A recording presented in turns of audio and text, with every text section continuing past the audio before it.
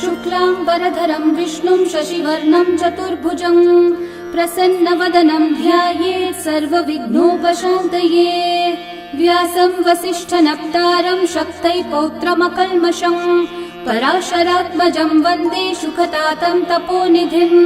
व्यासाय विष्णुरूपाय व्यासरूपाय विष्णवे नमो वै ब्रह्मनिधये वासिष्ठाय नमो नमः। अविकाराय शुद्धाय नित्याय परमात्मने सदैकरूपरूपाय विष्णवे सर्वजिष्णवे। यस्य स्मरणमात्रेण जन्म संसारबन्धनात् विमुच्यते नमस्तस्मै विष्णवे प्रभविष्णवे।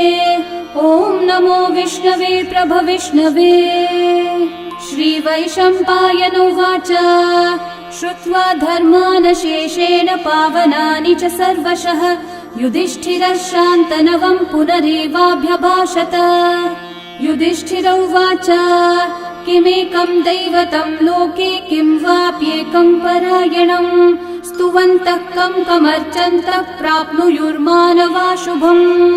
को धर्मः सर्वधर्माणां भवतः परमो मतः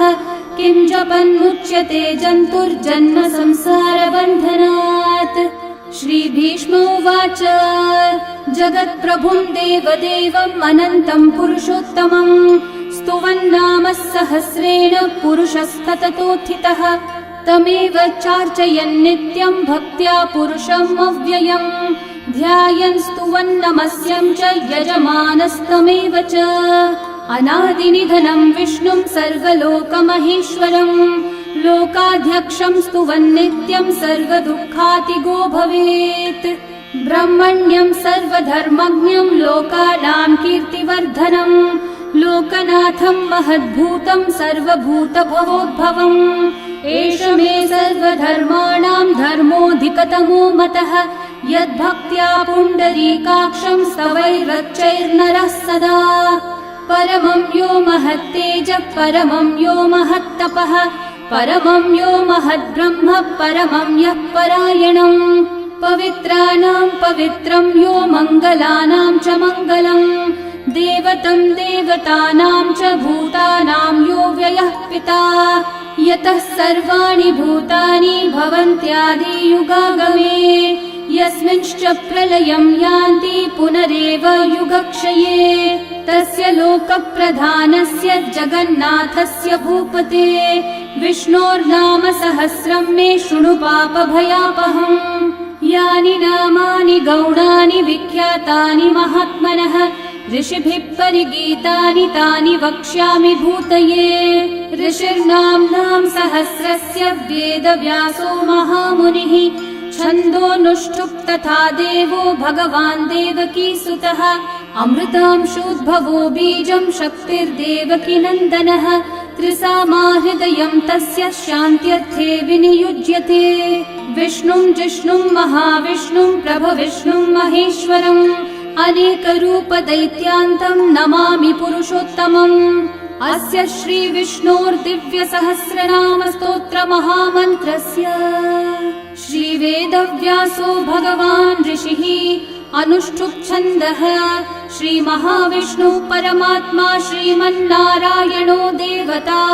अमृतांशोद्भवो भानुरिति बीजम् देवकी नन्दनसृष्टेति शक्तिः उद्भवः क्षोभणो देव इति परमो मन्त्रः शङ्ख बृन्नन्दकी चक्रीति कीलकम् शार्ङ्गधन्वा गदाधर इति अस्त्रम् रथाङ्गपाणिरक्षोभ्य इति नेत्रम् त्रिसामा सामगः सामेति कवचम् आनन्दं परब्रह्मेति योनिः ऋतुः सुदर्शनः काल इति दिग्बन्धः श्रीविश्वरूप इति ध्यानम् श्रीमहाविष्णुः प्रीत्यर्थे सहस्रनाम जपे विनियोगः।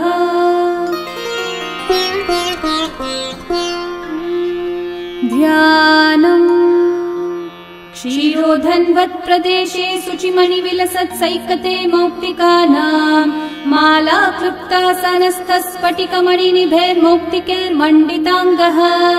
शुभ्रैरभ्रैरतभ्रैरुपरि विरचितैर्मुक्तपीयूषवर्षैः आनन्देन पुनीयादरिनलिनगदा शङ्खपाणिर्मुकुन्दः बुःपादौ यस्य नाभिर्वियदसुरनिलश्चन्द्रसूर्यौ च नेत्रे कर्णावाशाः शिरौ द्योर्मुखमपि दहनो यस्य वास्तेयमब्धिः अन्तस्थं यस्य विश्वं सुरनरखगो भोगि गन्धर्वदैत्यैः चित्रं रम्यते त्रिभुवन विपुषं विष्णुमीशं नमामि। ॐ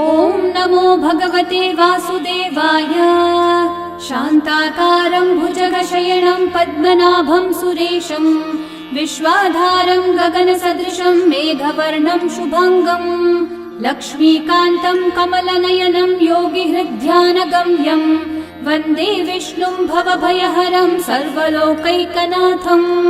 मेघश्यामं पीतकौशेयवासं श्रीवत्साङ्कं कौस्तुभोद्भासिताङ्गं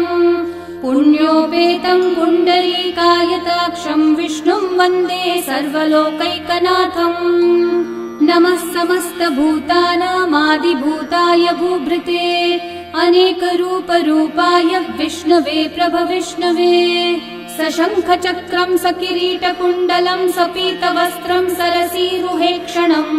सहारवक्षस्थलशोभिकौस्तुभं नमामि विष्णुं शिरसा चतुर्भुजम्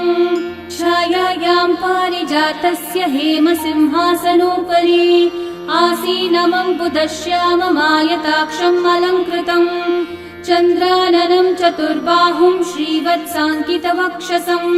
रुक्मिणी सत्यभामाभ्यां सहितं कृष्णमाश्रये। ॐ विश्वं विष्णुर्वषट्कारो भूतभव्यभवत्प्रभुः भूतकृद्भूतभृद्भावो भूतात्मा भूतभावनः भूतात्मा परमात्मा च मुक्तानां परमागतिः अव्ययः पुरुषः साक्षी क्षेत्रज्ञोऽक्षर एव च योगो योगविदां नेता प्रधानः पुरुषेश्वरः नारसिंहः वपुः श्रीमान् केशवः पुरुषोत्तमः सर्वः सर्वः शिवस्थाणोर्भूतादिर्निधिरव्ययः सम्भवो भावनो भर्ता प्रभवः प्रभुरीश्वरः स्वयंभू शम्भुरादित्यः पुष्कराक्षो महास्वनः अनादिनिधनो धाता विधाता धातुरुत्तमः अप्रमेयो ऋषिकेशः पद्मनाभोऽमरः प्रभुः विश्वकर्मा मनुस्त्वष्टा स्थविष्ठस्थविरो ध्रुवः अग्राह्यः शाश्वतः कृष्णो लोहिताक्षः प्रतर्दनः प्रभुतस्त्रिककुब्धामः पवित्रं मङ्गलं परम् ईशानः प्राणदः प्राणो ज्येष्ठः श्रेष्ठः प्रजापतिः हिरण्यगर्भो भूगर्भो माधवो मधुसूदनः ईश्वरो विक्रमी धन्वी मेधावी विक्रमक्रमः अनुत्तमो दुराधर्षः कृतज्ञः कृतिरात्मवान् सुरेशः शरणं शर्म विश्वरेतः प्रजाभवः अहः संवत्सरो व्याळः प्रत्ययः सर्वदर्शनः अजः सर्वेश्वरः सिद्धिः सिद्धि सर्वादिरच्युतः वृषा कपिरमेयात्मा सर्वयोगविनिःसृतः वसुर्वसुमना सत्यः समात्मा संवितः समः अमोघः पुण्डरीकाक्षो वृषकर्मा वृषाकृतिः रुद्रो बहुशिरा बभ्रुर्विश्वयोनिः शुचिश्रवाः अमृतः शाश्वतस्थाणोर्वरारोहो महातपाः सर्वगः सर्वविद्भानुः विश्वक्सेनो जनार्दनः वेदो वेदविदव्यङ्गो वेदाङ्गो वेदवित्कविः लोकाध्यक्षः सुराध्यक्षो धर्माध्यक्षः कृताकृतः चतुरात्मा चतुर्व्यूहश्चतुर्दंष्ट्रश्चतुर्भुजः भ्राजिष्णुर्भोजनं भोक्ता सहिष्णुर्जगदादिजः अनघो विजयो जेता विश्वयोनिः पुनर्वसुः उपेन्द्रो वामनः प्रांशुरमोघः शुचिरूर्चितः अतीन्द्रः सङ्ग्रहः सर्गो धृतात्मा नियमो यमः वेद्यो वैद्यः सदा योगी वीरः माधवो मधुः अतीन्द्रियो महामायो महोत्साहो महाबलः महाबुद्धिर्महावीर्यो महाशक्तिर्महाद्युतिः अनिर्देश्य वपुः श्रीमान् अमेयात्मा महाधृतक् महेश्वासो महीभर्ता श्रीनिवासः सतां गतिः अनिरुद्धः सुरानन्दो गोविन्दो गोविदाम्पतिः मरीचिर्दमनोहंसः सुपर्णो भुजगोत्तमः हिरण्यनाभः सुतपः पद्मनाभः प्रजापतिः अमृत्युः सर्वदृक्सिंहः सन्धाता सन्धिमान् स्थिरः अजो दुर्मशनः शास्ता विश्रुतात्मा सुरारिः गुरुर्गुरुतमो धामः सत्यः सत्यः पराक्रमः निमिषो निमिषस्रग्विवाचस्पतिरुदारधीः अग्रणीर्ग्रामणी श्रीमान् न्यायो नेता समीरणः सहस्रमूर्धा विश्वात्मा सहस्राक्षः सहस्रपात् आवर्तनो निवृत्तात्मा संवृतः सम्प्रमर्दनः अहः संवर्तको वह्निरनिलो धरणीधरः सुप्रसादः प्रसन्नात्मा विश्वदृग्विश्वभुग्विभुः सत्कर्ता सत्कृतः साधुर्जन्मोर्नारायणो नरः असंख्येयो प्रमेयात्मा विशिष्टः शिष्टकृच्छुचिः सिद्धार्थः सिद्धसङ्कल्पः सिद्धिदः सिद्धिसाधनः वृषाही वृषभो विष्णुर्वृषपर्वा वृषोदरः वर्धनो वर्धमानश्च विविक्तः श्रुतिसागरः सुभुजो दुर्धरो वाग्मी महेन्द्रो वसुदो वसुः नैकरूपो बृहद्रूपः क्षिपिविष्टप्रकाशनः ओजस्तेजोद्युतिधरः प्रकाशात्मा प्रतापनः ऋद्धः स्पष्टाक्षरो मन्त्रश्चन्द्रांशूर्भास्करद्युतिः अमृतांशूद्भवो भानुः शशबिन्दुः सुरेश्वरः औषधं जगतः सेतुः सत्यधर्मः पराक्रमः भूतभव्यभवन्नाथः पवनः पावनो नलः कामः कामकृत्कान्तः कामः कामप्रदः प्रभुः युगादिकृद्युगावर्तो नैकमायो महाशनः अदृश्यो व्यक्तरूपश्च सहस्रजिदनन्तजित् इष्टो विशिष्टशिष्टेष्ठः शिखण्डी नहुषो वृषः क्रोधः क्रोधकृत्कर्ता विश्वबाहुर्महीधरः अच्युतः प्रथितः प्राणः प्राणदो वासवानुजः अपान्निधिरधिष्ठानम् अप्रमत्तः प्रतिष्ठितः स्कन्दः स्कन्दद्धरो धुर्यो वरदो वायुवाहनः वासुदेवो बृहद्भानुरादिदेवः पुरन्दरः अशोकस्थारणस्थारः शूरः शौरिर्जनेश्वरः अनुकूलः शतावर्तः पद्मी पद्मनिभीक्षणः पद्मनाभोरविन्दाक्षः पद्मगर्भः शरीरभृत् महर्धिरिग्धो वृद्धात्मा महाक्षो गरुडध्वजः अतुलः शरभो भीमः समयज्ञो हविर्हरिः सर्वलक्षणलक्षण्यो लक्ष्मीवान् समितिञ्जयः विक्षरो रोहितो मार्गो हेतुर्दामोदरः सहः महीधरो महाभागो वेगवानमिताशनः उद्भवक्षोभणो देवः श्रीगर्भः परमेश्वरः करणं कारणं कर्ता विकर्ता गहनो गुहः व्यवसायो व्यवस्थानः संस्थानस्थानदो ध्रुवः परर्धि परमस्पष्टः तुष्टः पुष्टः शुभेक्षणः रामो विरामो विरतो मार्गो नेयो नयो नयः वीरशक्तिमतां श्रेष्ठा धर्मो धर्मविदुत्तमः वैकुण्ठः पुरुषः प्राणः प्राणदः प्रणवपृथुः हिरण्यगर्भः शत्रुघ्नो व्याप्तो वायुरधोक्षजः ऋतुः सुदर्शनः कालः परमेष्ठी परिग्रहः उग्रः संवत्सरो दक्षो विश्रामो विश्वदक्षिणः विस्तारस्थावरस्थाणु प्रमाणं बीजमव्ययम् अर्थोऽनर्थो महाकोशो महाभोगो महाधनः अनिर्विण्णस्थविष्ठो भूर्धर्मयूपो महामखः नक्षत्रनेमिर्नक्षत्री क्षामः क्षामः समीहनः यज्ञयुज्यो महेज्यश्च क्रतुः सत्रं सतां गतिः सर्वदर्शी विमुक्तात्मा सर्वज्ञो ज्ञानमुत्तमम् सुहृतः सुमुखः सूक्ष्मः सुघोषः सुखदः सुहृत् मनोहरो जितक्रोधो वीरबाहुर्विदारणः स्वापनस्ववशो व्यापी नैकात्मा नैककर्मकृत् वत्सरो वत्सलो वत्सी रत्नगर्भो धनीश्वरः धर्मकृद्धर्मी सदसक्षरमक्षरम् अविज्ञाता सहस्रांशूर्विधाता कृतलक्षणः गभस्तिनेमि सत्त्वस्थः सिंहो भूतमहेश्वरः आदिदेवो महादेवो देवेशो देवभृद्गुरुः उत्तरो गोपतिर्गोप्ता ज्ञानगम्यः पुरातनः शरीरभूतभृद्भोक्ता कपीन्द्रो भूरि दक्षिणः सोमपोमृतपः सोमः पुरुजित्पुरुसत्तमः विनयोजयः सत्यसन्धो दाशारः सात्वतां पतिः जीवो विनयिता साक्षी मुकुन्दोमितविक्रमः अम्भो निधिरनन्तात्मा महोदधिशयोऽन्तकः अजो महार्हः स्वाभाव्यो जितामित्रप्रमोदनः आनन्दो नन्दनो नन्दः सत्यधर्मात्रिविक्रमः महर्षि कपिलाचार्य कृतज्ञो मेदिनीपतिः त्रिपदस्त्रिदशाध्यक्षो महाशृङ्गकृतान्तकृत्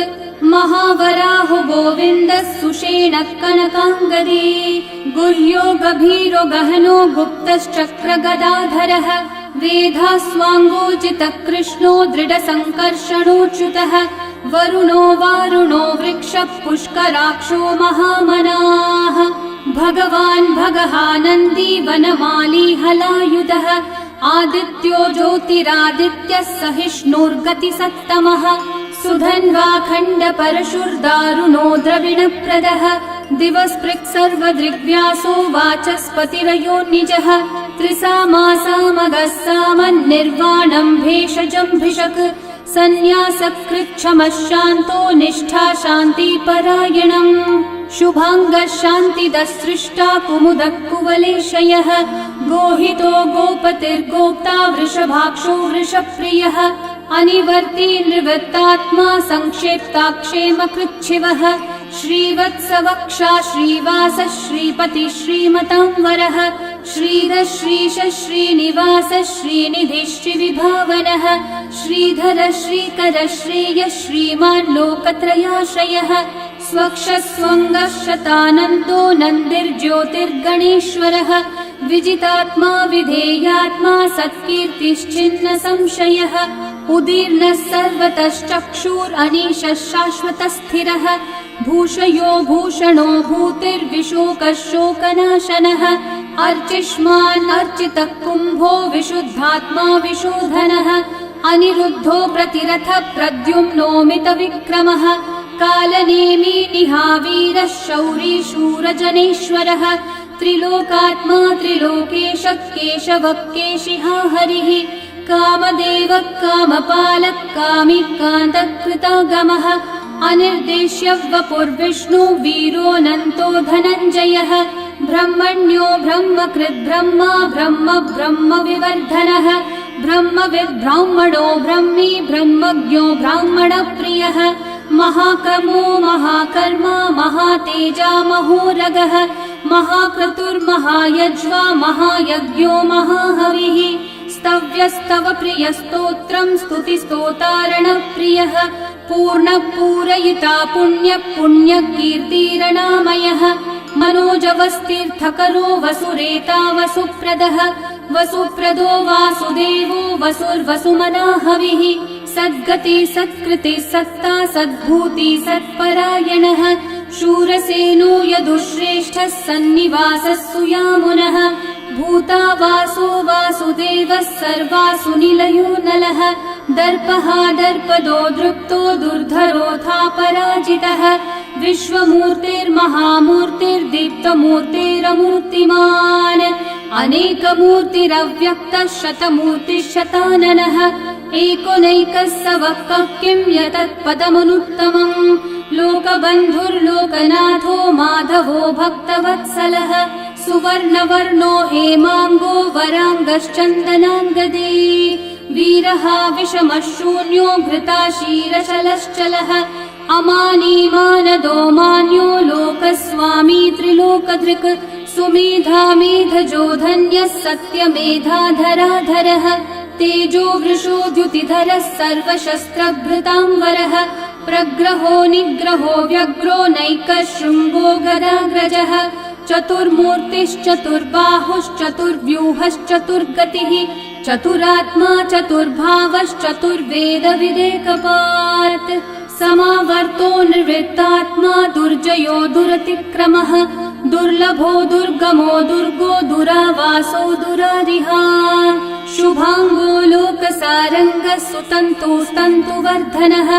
इन्द्रकर्मा महाकर्मा कृतकर्मा कृतागमः उद्भवः सुन्दर सुन्दो रत्ननाभः सुलोचनः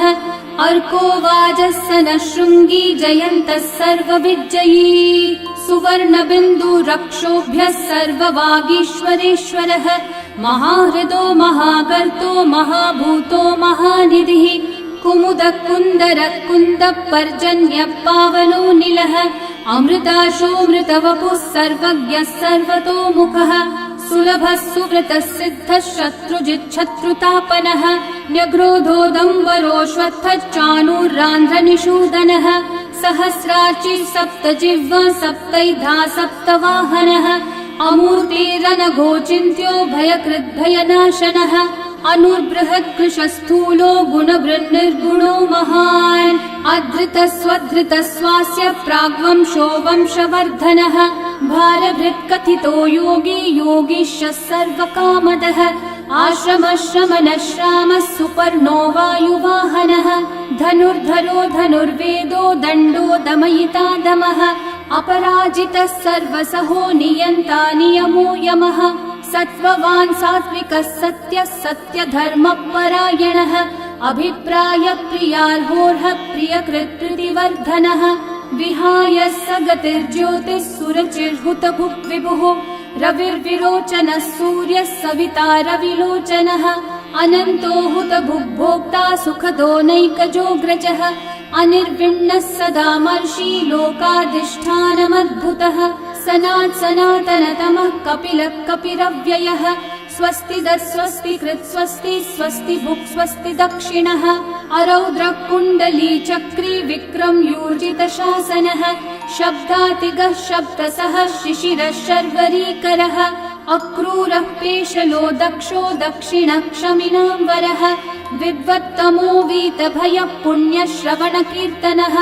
उत्तारणो दुष्कृतिः पुण्यो दुःस्वप्ननाशनः वीरः रक्षणः सन्तो जीवनः पर्यवस्थितः अनन्तरूपोऽनन्तः श्रीर्जितमन्युर्भयापहः चतुर्रश्रो गभीरात्मा विदिशो व्यादिशो दिशः अनादिर्भूर्भुवो लक्ष्मी सुवीरो रुचिराङ्गदः जननो जनजन्मादि भीमो भीमपराक्रमः आधारनिलयो धाता पुष्पहास प्रजागरः ऊर्ध्वगः सत्पथाचारः प्राणदः प्रणवप्पणः प्रमाणं प्राणनिलयं प्राणभृत् प्राणजीवनः तत्त्वं तत्त्वविदेकात्मा जन्म मृत्युजरातिगः भूर्भुवः स्वस्तरुस्तारः सविता प्रपितामहः यज्ञो यज्ञपतिर्यज्वा यज्ञाङ्गो यज्ञवाहनः यज्ञभृद्यज्ञकृद्यज्ञी यज्ञभुग्यज्ञसाधनः यज्ञातकृद्यज्ञगुह्यामन्नमन्नादयेव च आत्मयोनिः स्वयं जातो वैखानः सामगायनः देवकीनन्दनः सृष्टा शितीशः पापनाशनः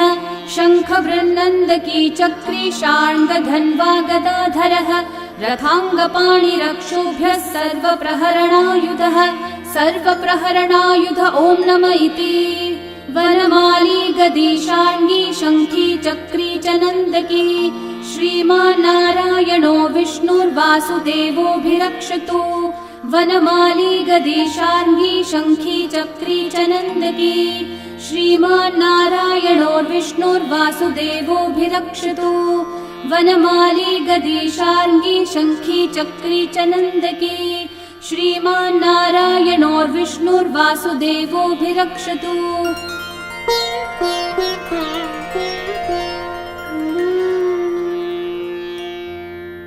इतीदं कीर्तनीयस्य केशवस्य महात्मनः नाम्नां सहस्रं दिव्यानाम् अशेषेण प्रकीर्तितम् य इदं शृणुयान् नित्यं यश्चापि परिकीर्तयेत् नाशुभं प्राप्नुयात् किञ्चित् सोमुत्रेह च मानवः वेदान्तगो ब्राह्मणः स्यात् क्षत्रियो विजयी भवेत् वैश्यो धनसमृद्धः स्यात् शूद्रः सुखमवाप्नुयात् धर्मार्थी प्राप्नुयात् धर्मम् अर्थार्थी चार्थमाप्नुयात् कामानवाप्नुयात् कामी प्रजार्थी चाप्नुयात् प्रजाम् भक्तिमान् यः सदोत्थाय शुचिस्तद्गतमानसः सहस्रं वासुदेवस्य नाम्नामेतत् प्रकीर्तये यशः प्राप्नोति विपुलं याति प्राधान्यमेव च अचलां श्रियमाप्नोति श्रेय प्राप्नोत्यनुत्तमम् न भयं क्वचिदाप्नोति वीर्यं तेजश्च विन्दति भवत्यरोगो द्युतिमान् बलरूपगुणान्वितः रोगार्तो मुच्यते रोगात् बद्धो मुच्येत बन्धनात् भयान् मुच्येत भीतस्थो मुच्येतापन्न आपदः दुर्गान्यतितरत्याशु पुरुषः पुरुषोत्तमम् स्तुवन्नाम सहस्रेण नित्यं भक्ति समन्वितः वासुदेवाश्रयो मर्त्यो वासुदेवपरायणः सर्वपापविशुद्धात्मा याति ब्रह्म सनातनम् न वासुदेव भक्तानामशुभं विद्यते क्वचित् जन्म मृत्यु जरा व्याधि भयं नैवोपजायते इमं स्तवमधीयानः श्रद्धा भक्ति समन्वितः युज्येतात्मसुखः शान्ति श्रीधृति स्मृति कीर्तिभिः न क्रोधो न च मात्सर्यं न लोभो नाशुभा मतिः भवन्ति कृतपुण्यानां भक्तानां पुरुषोत्तमे द्यौस चन्द्रार्कनक्षत्राखं दिशो भूर्महोदधिः वासुदेवस्य वीर्येण विदतानि महात्मनः ससुरासुरगन्धर्वं स यक्षोरगराक्षसम् जगद्वशे वर्ततेदं कृष्णस्य सचराचरम् इन्द्रियाणि मनोबुद्धिः सत्त्वं तेजो बलं द्युतिः वासुदेवात्मकन्याहुः क्षेत्रं क्षेत्रज्ञ एव च सर्वागमानामाचार प्रथमं परिकल्पते आचार प्रभवो धर्मो धर्मस्य प्रभुरच्युतः ऋषयः पितरो देवा महाभूतानि धातवः जङ्गमाजङ्गमं चेदं जगन्नारायणोद्भवम् योगो ज्ञानं तथा साङ्ख्यं विद्या शिल्पादिकर्म च वेदाः शास्त्राणि विज्ञानम् एतत् सर्वं जनार्दनात् एको विष्णुर्महद्भूतं पृथक् भूतान्यनेकशः त्रिलोकान् व्याप्य भूतात्मा भुङ्क्ते विश्वभुगव्ययः इमं स्तवं भगवतो विष्णोर्व्यासेन कीर्तितम् पठेद्य इच्छेत् पुरुषः श्रेयः प्राप्तुं सुखानि च विश्वेश्वरमजं देवं जगतः प्रभुमव्ययम् भजन्ति ये पुष्कराक्षं न ते यान्ति पराभवम् न ते यान्ति पराभवम् ॐ नमः इति अर्जुनोवाच पद्मपत्र विशालाक्ष पद्मनाभः सुरोत्तम भक्तानामनुरक्तानां त्राता भव जनार्दन श्रीभगवानुवाच यो मां नाम सहस्रेण स्तोतुमिच्छति पाण्डव सोऽहमेकेन श्लोकेन स्तुत एव न संशयः स्तुत एव न संशय ॐ नमः इति व्यास उवाच वासनाद् वासुदेवस्य वासितं भुवनत्रयम् सर्वभूतनिवासोऽसि वासुदेव नमोऽस्तु ते श्रीवासुदेव नमोऽस्तु त ॐ नमः इति पार्वत्योवाच केनोपायेन लघुना विष्णोर्नाम सहस्रकम् पठ्यते पण्डितेर्नित्यं श्रोतुमिच्छाम्यहं प्रभो ईश्वरोवाच श्रीराम राम रामेति रमे रामे मनोरमे सहस्रनाम तत्तुल्यं राम नाम वरानने श्रीराम राम रामेति रमे रामे मनोरमे सहस्रनाम तत्तुल्यं राम नाम वरानने श्रीराम राम रामेति रमे रामे मनोरमे सहस्रनाम तत्तुल्यं राम नाम वरानने श्रीराम नाम वरानन ॐ नमः इति ब्रह्म उवाच नमोऽस्त्वनन्ताय सहस्रमूर्तये सहस्रपादाक्षि शिरोरुबाहवे सहस्रनाम्ने पुरुषाय शाश्वते सहस्रकोटियुगधारिणे नमः। सहस्रकोटियुगधारिण ॐ नम इति। सञ्जय उवाच यत्र योगेश्वर कृष्णो यत्र पार्थो धनुर्धरः तत्र श्रीर्विजयो भूतिर्ध्रुवा नीतिर्मतिर्मम। श्रीभगवानुवाच अनन्याश्चिन्तयन्तो मा ये जनाः पर्युपासते तेषां नित्याभियुक्तानां योगक्षेमं वहाम्यहम्। पवित्राणाय साधूनां विनाशाय च दुष्कृतां धर्म संस्थापनार्थाय सम्भवामि युगे युगे। आर्ता विषण्णा शिथिलाश्च भीता घोरेषु च व्याधिषु वर्तमानाः संकीर्त्य नारायण शब्दमात्रं विमुक्तदुःखा सुखिनो भवन्तु। कायेन वाचा मनसैन्द्रियैर्वा बुद्ध्यात्मना वा प्रकृते स्वभावात् करोमि यद्यत् सकलं परस्मै नारायणायेति समर्पयामि। श्री विष्णु सहस्रनाम स्तोत्रम् सम्पूर्णम्।